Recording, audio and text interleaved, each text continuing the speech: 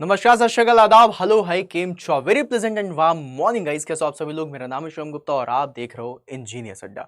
Guys यहाँ पर मैं आ चुका हूँ आप सभी लोगों के लिए टॉपर्स का टाइम टेबल लेकर के। अब सिलेक्शन की बारी है भाई साहब, और जब है सिलेक्शन की बारी तो किस तरीके से टॉपर्स का टाइम टेबल होता है इसके बारे में आज मैं डिस्कशन करने वाला हूँ। तो जितने भी स्टूडेंट्स हैं जो अपने शेड्यूल से चल रहे हैं, जितने भी स्टूडेंट्स हैं जिनका शेड्यूल प्रॉपर चल रहा है और वो उसको फॉलो कर पा रहे हैं, वो अपने ही शेड्यूल पे चलें, क्योंकि वो सारी चीज़ें जिस तरीके से तुमने सेट कर अपने एग्जाम के लिए तो बिल्कुल अच्छे तरीके से करा होगा, उसमें मैं कुछ भी नहीं बोलना चाहूँगा। हाँ, ये सेशन ज़रूर देख सकते हो, अगर आपको अपने शेड्यूल में थोड़ा सा इन्हांसमेंट करनी है या फिर कुछ चीज़ें ऐड करना चाहते हो तो ज़रूर कर लेना।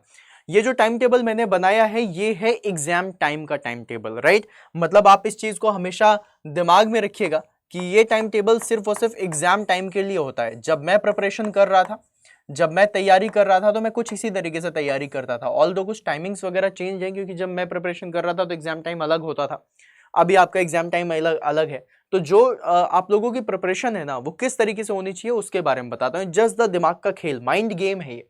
अपने दिमाग को वैसे ही ट्रेन करना है सो दैट आपका सिलेक्शन हो सके। अब गाइज आप सभी लोगों को मैं ये बोलूंगा, कितना भी तुम लोग टाइम टेबल के हिसाब से चलो, नहीं चल सकते, लेकिन 70-80% आप अचीव कर सकते हो। और बचपन से लेकर के अभी तक में हम लोगों ने टाइम टेबल देखा है कि सुबह 6 बजे से टाइम टेबल बनाएंगे, 11 बजे रात तक का बनाएंगे, इसमें ये सारी चीजें डाल देंगे, ऐसा कर देंगे, वैसा कर देंगे, वो आप सभी लोगों ने देखा है।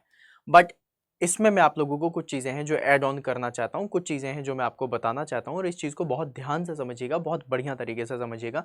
मैंने बहुत ही नॉमिनल सा टाइम टेबल बनाया, नॉमिनल मतलब बहुत कम घंटों को लेकर के टाइम टेबल बनाया। अगर आप लोगों की जो चीज़ें हैं जो आप एक्स्ट्रा ऐड कर रहे हैं या फिर आप थोड़ा ज़्यादा पढ़ सकते हैं, तो मैं बोलूँगा कि इसको फॉलो करके जो आप एक्स्ट्रा चीज़ें करना चाहते हैं वो अपने टाइम टेबल के हिसाब से सेट करिएगा। बट मेक श्योर कि ये जो चीज़ें अभी मैं आपको बताने वाला हूँ वो सारी चीज़ें क्लियर हो, ठीक है। ये सारी चीज़ें आप कर रहे हो। तो सबसे पहले गाइज मैं चलूंगा आप लोगों के एनालिसिस पे। अब देखो गाइज, एक होती है एनालिसिस रिपोर्ट। अब एनालिसिस रिपोर्ट मैं हमेशा बनाता था क्योंकि उससे मुझे पता चलता था कि मैं किस सब्जेक्ट में ज़्यादा अच्छा हूँ, किस सब्जेक्ट में काम करना है। क्या होता है, जो सब्जेक्ट हमें ज़्यादा अच्छा लगता है हम उसके क्वेश्चन बार बार लगाते हैं, प्रॉब्लम यहीं पर ही होती है। तो उसी प्रॉब्लम को सॉल्व करने के लिए मैंने यहाँ पर एक एनालिसिस चार्ट आप लोगों को दिखाया है। आप लोग क्या करना गाइस, कोई भी सब्जेक्ट है, सब्जेक्ट का नाम लिखना और कुछ कॉलम्स बना लेना। जैसे मैंने थ्योरी का कॉलम बनाया कि क्या मैंने इस सब्जेक्ट की थ्योरी कंप्लीट करी, क्या मैंने इसके पीवाईक्यू लगाए, क्या मैंने मॉक टेस्ट लगा लिया, क्या मैंने नोट्स बना ली, और फिर उसके बाद मैं रिमार्क दूंगा, ठीक है।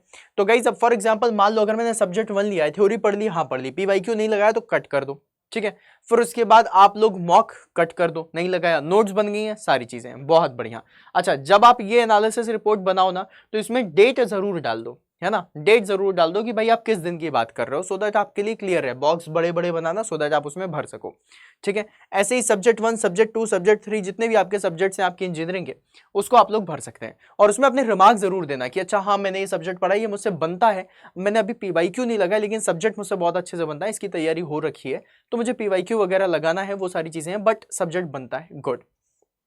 सब्जेक्ट 2, थ्योरी भी ज्यादा मैंने पढ़ी नहीं है, मैंने यहाँ पर पीवाईक्यू भी नहीं करा है, मैंने मॉक भी नहीं करा है, हाँ मैंने शिवम सर की क्लास ले रखी है, मेरे पास नोट्स बनी हुई हैं, मतलब इसको सब्जेक्ट को तैयार करने के लिए मुझे टाइम ज्यादा लगेगा, मोर टाइम नीडेड, मैंने अपना रिमार्क डाल दिया है। फिर उसके बाद गई सब्जेक्ट 3 है, सब्जेक्ट 3 में मैंने थ्योरी भी पढ़ रखी है, मैंने मॉक भी लगा लिए हैं, मैंने यहाँ पर मॉक टेस्ट भी कर लिया, पीवाईक्यू भी लगा लिए हैं, शिवम सर ने जो पढ़ा है उसकी नोट्स भी हैं। ये सब्जेक्ट मुझसे बढ़िया तरीके से तैयार है, इसमें मुझे बहुत ज्यादा प्रॉब्लमेटिक सिचुएशन इसकी नहीं होगी, मैं इसको रिवाइज बस करता हुआ चला जाऊंगा तो मेरा काम हो जाएगा। तो उसमें अपनी रिमार्क डाल देना बेस्ट हो गया भाई साहब। इस तरीके से आप अपने रिमार्क डाल सकते हो। रिमार्क में आप गुड, बेटर, बेस्ट डाल दो, मोर टाइम नीडेड ये डाल दो, वो डाल दो, जो भी आप लोगों का है वैसा आप इसमें ऐड ऑन कर सकते हैं, ठीक है, पहली चीज। अब चलो थोड़ा सा आगे बढ़ते हैं गाइज। आगे बढ़ने के बाद आप लोगों को मैं बताने वाला हूं टाइम टेबल बनाने के लिए, लेकिन उसमें 2-3 चीजों का ध्यान रखना है गाइज। देखो, बचपन से लेकर के अभी तक हम लोग टाइम टेबल बनाते थे, और जब हम टाइम टेबल बनाते थे तो टाइम टेबल में हम काफी सारी चीजें ऐड करते थे कि इतने बजे सो के उठेंगे, इतने बजे ऐसा करेंगे, वैसा करेंगे, ये होगा, वो होगा, इसी तरीके से हम तैयार करते थे। अब ऐसा नहीं करना है, ये बच्चों वाला टाइम टेबल होता है कि इस इतने बजे से इतने बजे तक इसका पीरियड, फिर इतने बजे से इतने बजे तक इतना इसका पीरियड, नहीं, ये नहीं करना। हमें गवर्नमेंट जॉब में सिलेक्शन लेना, और गवर्नमेंट जॉब में सिलेक्शन लेने के लिए हमारे पास कुछ चीजें हैं जो आपको ध्यान में रखनी है। पहली चीज, अपने स्मॉल टारगेट्स को सेट करना शुरू करो और डेली के टारगेट्स बनाओ। ये जो टारगेट्स हैं गाइज आप लोगों के, ये डेली बेसिस में होने चाहिए।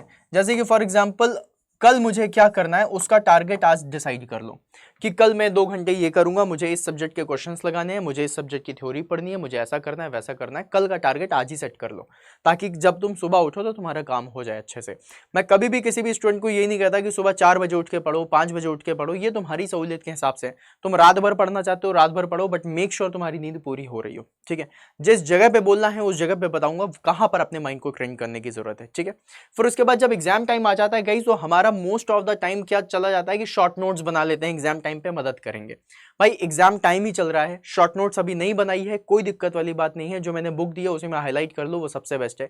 लेकिन ज्यादा से ज्यादा आपका फोकस किस में होना चाहिए? क्वेश्चन प्रैक्टिस में। एग्जामिनेशन में क्या पूछा जाना है? क्वेश्चन पूछे जाने हैं, एमसीक्यू पूछे जाने हैं, तो क्वेश्चन प्रैक्टिस करने में लग जाओ, उसी के थ्रू रिवीजन करो, वही सारी चीजें करनी है। और तीसरी चीज गाइज, हम लोगों ने पढ़ा इतना कुछ है, इतनी सारी चीजें हम लोगों ने पढ़ी हुई है, लेकिन उस चीज का हम लोग रिवीजन नहीं करते। हफ्ते भर तक तो याद रहता है, 8वें दिन हम भूलने लग जाते हैं। तो उसका प्रॉपर रिवीजन करो। तो अपने टाइम टेबल में इन 3 चीजों का तो ध्यान रखना ही रखना है। मैंने आप लोगों के लिए एक छोटा सा टाइम टेबल बनाया है। मैंने क्या किया है गाइस, मैंने यहाँ पर टाइम टेबल में दिखा देता हूँ। मैंने इसमें क्या करा है, मैंने अपने डेली टारगेट्स को रखा है, और मैं डेली 10 घंटे की तैयारी कर रहा हूँ। अब एग्जाम टाइम पे अगर नहीं कर रहे हो तो करना शुरू कर दो, है ना। If you are working professional then it's okay, तुम्हारा टाइम थोड़ा सा कम हो सकता है। लेकिन अगर वर्किंग प्रोफेशनल नहीं हो देन कोशिश करो कि आप लोगों को ऐसे ही करना है, ठीक है। अभी तुम्हारा डेली का टारगेट ये होना चाहिए कि तुम 2 घंटे अपनी जो डिफिकल्ट टॉपिक्स हैं उनको लर्न करने में लगा दो। ये बढ़िया तरीका है।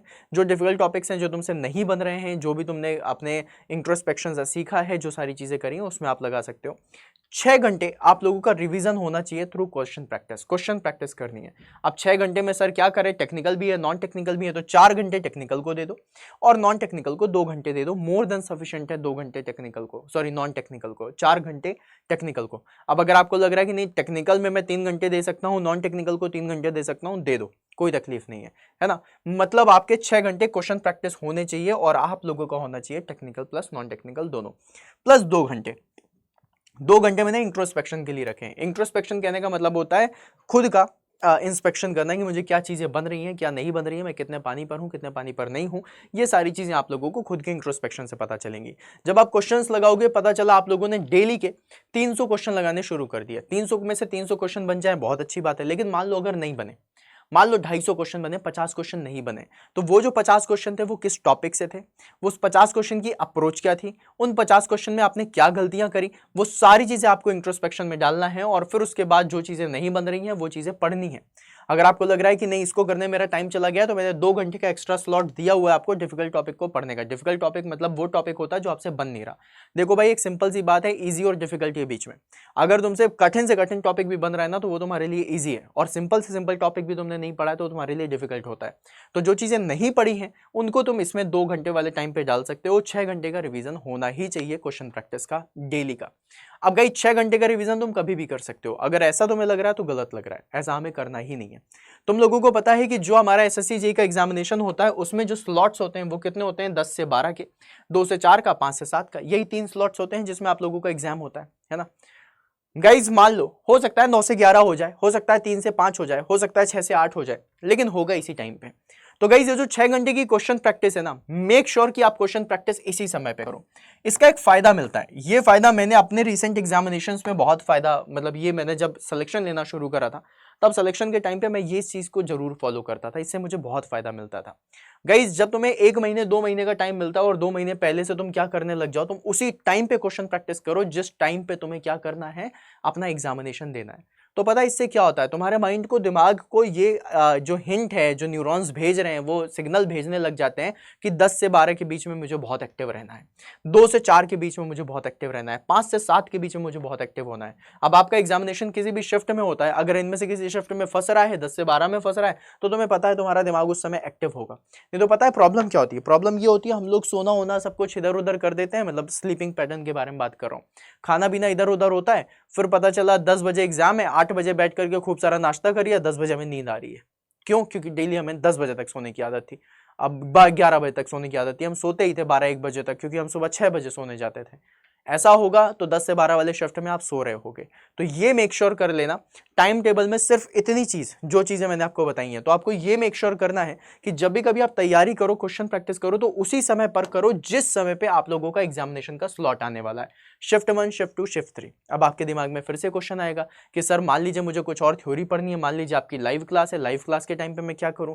तो देखो मेरे लाल, एक चीज अब तुम लोगों को बता दूं, ये जो टाइम है, अगर तुम्हें टॉपिक नहीं बन रहा है, अगर तुम्हें ऐसा लग रहा है कि भाई ये टॉपिक मुझसे नहीं बन रहा है, देन आई विल से कि लाइव क्लास ले लो, कोई दिक्कत नहीं है।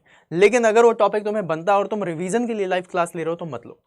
रिवीजन अगर करना है तो रिकॉर्डेड वीडियोस से देखो, क्योंकि आपके एप्लीकेशन में ये फायदा है कि रिकॉर्डेड वीडियोस में आप लोग 2x स्पीड में चला सकते हो, और जैसे ही 2x स्पीड में चलाओगे तो 2 घंटे की चीज आपको 1 घंटे में मिल जाएगी, है ना। तो बाकी बचा जो टाइम होगा आप इसमें दे सकते हो। तो मेक श्योर कि आपका दिमाग इस टाइम पे वर्किंग हो, और वर्किंग करने के लिए आपको इसी टाइम पे क्वेश्चन प्रैक्टिस करनी है, ठीक है।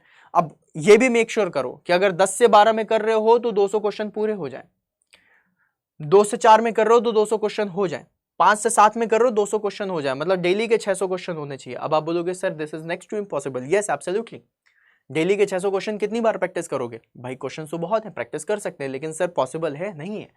आप या तो 150 क्वेश्चन करोगे, 160 करोगे, है ना, 140 करोगे, 120 करोगे 2 घंटे में। लेकिन आपको ये चीज को ध्यान में रखते हुए आगे बढ़ना है कि भाई अगर मैं यहाँ पर प्रिपरेशन कर रहा हूँ और मुझे 2 घंटे में 200 क्वेश्चन सॉल्व करने हैं, तो मुझसे मेरे घर में भी 200 क्वेश्चन सॉल्व करने का टाइम लिमिट होनी चाहिए। और इसलिए तुम्हें इस तरीके से ही खुद के माइंड को ट्रेन करना है कि भाई 2 घंटे में 200 क्वेश्चन करने हैं, जल्दी जल्दी करो, जल्दी जल्दी करो, जल्दी करो, ठीक है। इस तरीके से जब तुम करना शुरू करोगे, पहले दिन तो नहीं हो पाएगा, दूसरे दिन नहीं हो पाएगा, 10वें दिन नहीं हो पाएगा, 11वें दिन से तुम्हारी जो स्पीड है वो बढ़ने लग जाएगी, क्योंकि तब तक में तुमने 5-6 हजार क्वेश्चन लगा लिए होंगे। फिर उसके बाद तुम्हारी स्पीड और बढ़ेगी, एक्यूरेसी बढ़ेगी, और धीरे धीरे तुम्हारा दिमाग इस टाइम पे एक्टिव होगा, और धीरे धीरे इसी टाइम पर तुमसे क्वेश्चंस बनने शुरू हो जाएंगे। और यही आदत जब लगी रहेगी तो जब तुम जाकर के एग्जामिनेशन में बैठोगे और तुम्हें इनमें से कोई भी शिफ्ट मिलती है, तो उस शिफ्ट में तुम्हारा दिमाग 100% तुम्हारा साथ देगा। उस समय ना तुम्हारे दिमाग में यह आएगा कि सिलेक्शन नहीं हुआ, उस समय तुम्हारे दिमाग में ये भी नहीं आएगा कि मैं क्या करूं, किसी और का सिलेक्शन हो गया तो मम्मी पापा क्या बोलेंगे, ये मैंने पढ़ा नहीं था, ऐसा नहीं था, कुछ नहीं। दिमाग सिर्फ यही सोचेगा मुझे क्वेश्चन लगाने हैं बस। उस समय तुम्हारा दिमाग सिर्फ और सिर्फ इसीलिए एक्टिव होगा कि तुम्हें क्वेश्चन लगाने हैं। तो ये क्वेश्चंस लगाने की तुमको प्रैक्टिस करनी पड़ेगी, ठीक है। तो ये वाली बातें मैंने आप लोगों को बताई गाइज। अब इसके बाद कुछ पॉइंट है जो आप लोगों को बता रहा हूं, और वो पॉइंट है आप लोगों के प्रिपरेशन का। देखो जब भी कभी हम लोग प्रिपरेशन करते हैं तो प्रिपरेशन करने के लिए आप लोगों के पास होना चाहिए बेस्ट प्रोडक्ट, जिससे आप लोग तैयारी कर सकें, और बेस्ट कंटेंट बुक जहां से आप लोगों की तैयारी हो सके। तो यहां पर गाइज बेस्ट प्रोडक्ट के लिए आप लोगों को बोलूंगा महापैक जरूर ज्वाइन कर लो, क्योंकि महापैक में आप लोगों को सारे सब्जेक्ट्स के रिकॉर्डेड सेशंस भी मिल जाएंगे, लाइव सेशन भी चल रहे हैं जहां पर आप अपनी फैकल्टीज के साथ आकर के अपने डाउट्स को क्लियर कर सकते हो, है ना। फिर दूसरी चीज, आप लोगों के पास बुक जरूर होनी चाहिए। मैंने मैकेनिकल इंजीनियर्स के लिए एक बुक लिखी दी है जिसका आप यूज कर सकते हो, और उसमें आप लोगों को फायदे जरूर मिलेंगे 110%। महापैक को अगर आप लोग एनरोल करना चाहते हैं then use code Y166। Y166 से आप लोगों का मैक्सिमम डिस्काउंट मिल जाएगा। और बुक के लिए अगर जाना है तो यही कोड रहेगा Y166, बस इसके आगे S लगा देना, और बढ़िया तरीके से इसको ज्वाइन कर लेना। और ज्वाइन करने का तरीका क्या है वो भी आप लोगों को सिखा देता हूं। देखो गाइस, कुछ भी नहीं करना है, आप अपना गूगल क्रोम खोलना है, गूगल क्रोम खुला हुआ है, इसमें जा करके गाइस आप जाना Adda247 पे, Adda247 पे क्लिक करना। क्लिक करने के बाद इसकी वेबसाइट पे चले आना। वेबसाइट पे जैसे ही जाओगे आप लोगों को यहाँ पर ऑल कोर्सेज में क्लिक करना है, एजे एग्जाम्स के अंदर जाना है। अगर आप सिविल इंजीनियर है तो सिविल इंजीनियरिंग का महापैक, मैकेनिकल इंजीनियर है तो मैकेनिकल में क्लिक करके मैकेनिकल का महापैक, और इलेक्ट्रिकल इंजीनियर है तो इलेक्ट्रिकल इंजीनियरिंग महापैक पे क्लिक करना है। मान लो मैंने मैकेनिकल इंजीनियरिंग पर क्लिक करा, और क्लिक करने के बाद मुझे यहाँ पर डबल वैलिडिटी के साथ एक बैच मुझे देखने के लिए मिल रहा है। ये जो बैच है गाइस, ये बैच आप लोगों को 1999 का दिख रहा है, लेकिन इसमें मैक्सिमम डिस्काउंट कूपन कोड लगाना है, और उससे आप लोगों को कूपन कोड से आपको मैक्सिमम डिस्काउंट मिलेगा। और वो कूपन कोड क्या है मेरे लाल, बताइए। The magical coupon code, I guess आप सभी लोगों को पता होगा, अगर नहीं पता है तो मैं बता दूं, that is Y166। Y166 will be your magical coupon code. आप इसको देख भी सकते हैं, ये देखिए मैंने लिख दिया है। और इसको जैसे ही आप अप्लाई करोगे, ये बैच आप लोगों को अभी 1800 का दिख रहा है, लेकिन आप एप्लीकेशन के थ्रू लोगे तो यही बैच आपको 1700 रुपए का मिल जाएगा, ठीक है। तो गाइस एप्लीकेशन के थ्रू लो सेम बैच, अगर और सस्ता हो सकता है तो करो। तो मतलब आप लोगों को क्या करना है, Y166 कूपन कोड का इस्तेमाल करना है। मैं लिख भी दे रहा हूं सो दैट आपको याद रहे, Y166 कूपन कोड का इस्तेमाल करिए, प्लस एप्लीकेशन के कॉइन्स का यूज कर लीजिए, राइट, कॉइन्स का यूज कर लीजिए। आप लोगों को यही बैच 1700 के करीबन मिल जाएगा अप्रॉक्सीमेटली 1700। तो आप इसका यूज कर सकते हैं, बढ़िया तरीके से करिए। Y166 याद रखिएगा। अलॉन्ग विद दैट गाइज आप लोगों के पास किताब भी होनी चाहिए। अगर किताब आप लोगों के पास नहीं है देन आई विल सजेस्ट कि जो मैकेनिकल इंजीनियरिंग महापैक है इसमें एसएससी जेईई में जाना, और एसएससी जेईई में जाने के बाद जैसे ही आप इसमें नीचे आओगे तो आपको ये बुक दिख जाएगी। ये बुक अभी 415 की दिख रही है, लेकिन इसको और सस्ता करेंगे। मैंने क्या कूपन कोड बताया था उसको याद रखिएगा। कूपन कोड बताया था Y166 जो आपका है ये, और साथ में बुक के लिए S लगा देना। ये देखो जैसे मैंने S लगा दिया, और जैसे ही आप अप्लाई करोगे यही बुक 404 की दिख रही है, एप्लीकेशन के थ्रू लोगे तो 300 समथिंग की मिल जाएगी। और कलर्ड बुक होगी, पूरे के पूरे मैकेनिकल इंजीनियरिंग के सब्जेक्ट्स होंगे। तो अगर आपके पास ये दो चीजें नहीं है देन मेक श्योर ये दोनों चीजें हो, सो दैट आपकी तैयारी थोड़ा बेहतर हो सके, है ना।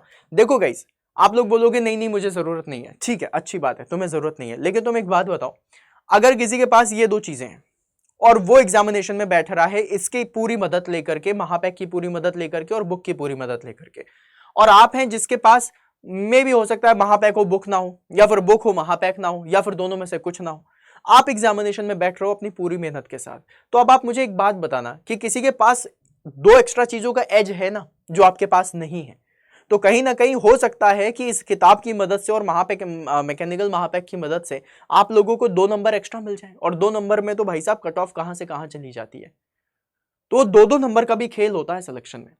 तो जो एक्स्ट्रा एज किसी दूसरे स्टूडेंट को मिलने वाला है वो एक्स्ट्रा एज आपको भी मिलना चाहिए, और इसके लिए आप लोगों के पास ये दोनों चीजें होनी चाहिए। अभी आप लोगों को लग रहा होगा कि हाँ जी सर बात तो सही बोल रहे हैं, तो बेटा बात जो मैं बोल रहा हूं वो तुम्हारे सिलेक्शन के ही पॉइंट ऑफ व्यू से बोल रहा हूं। सिलेक्शन लेना है देन ये एक्स्ट्रा एज जो दूसरे स्टूडेंट को मिल रहा है वो तुम भी रखो, सो दैट तुम्हारे बीच में इक्वल कंपटीशन हो। ये ना हो कि तुमने मेहनत बहुत ज्यादा करी है लेकिन इसने मेहनत करी स्मार्ट वर्क से तरीके से तैयारी करके ये तुमसे इतना आगे पहुंच गया। अब ये जो एक्स्ट्रा एज है ना ये इसको मिल गया। तुमने मेहनत बहुत ज्यादा करी थी लेकिन वो बंदा जिसने मेहनत तो करी लेकिन साथ में स्मार्ट वर्क के साथ मेहनत करी वो यहां पहुंच गया, तो सिलेक्शन किसका होगा? तुम्हारा, क्योंकि तुमने मेहनत ज्यादा करी? नहीं, इसका, क्योंकि ये यहां पर बैठा हुआ है तुमसे ऊपर है। क्योंकि सामने वाला इंसान तुम्हारी मेहनत नहीं देखेगा, सामने वाला इंसान तुम्हारा रिजल्ट देखेगा, और रिजल्ट में जो जो चीजें होंगी उससे तुम्हारी मेहनत का पता चलेगा। हर कोई ऐसा ही सोचता है। मतलब एक सिंपल सी बात है कि तुमने भयंकर मेहनत करी लेकिन अगर तुम्हारा कट ऑफ भी क्लियर नहीं हुआ तो तुम्हारी मेहनत की कोई वैल्यू नहीं रह जाती, है ना। और अगर तुमने कमी मेहनत करी लेकिन स्मार्ट तरीके से मेहनत करी और तुमने रिजल्ट दिखा दिया तो सब बोलेंगे ये तैयारी कर रहा था, ये तो कुछ नहीं कर रहा था, तो मटर गश्तियां कर रहा था, भले ही तुमने उससे ज्यादा मेहनत करी हो। तो सिर्फ मेहनत से काम नहीं चलेगा, स्मार्ट वर्क के तरीके से काम चलेगा। वो स्मार्ट वर्क करो और अपनी तैयारी को बेस्ट करो। मिलता है फिर नेक्स्ट सेशन में, तब तक के लिए बाय बाय।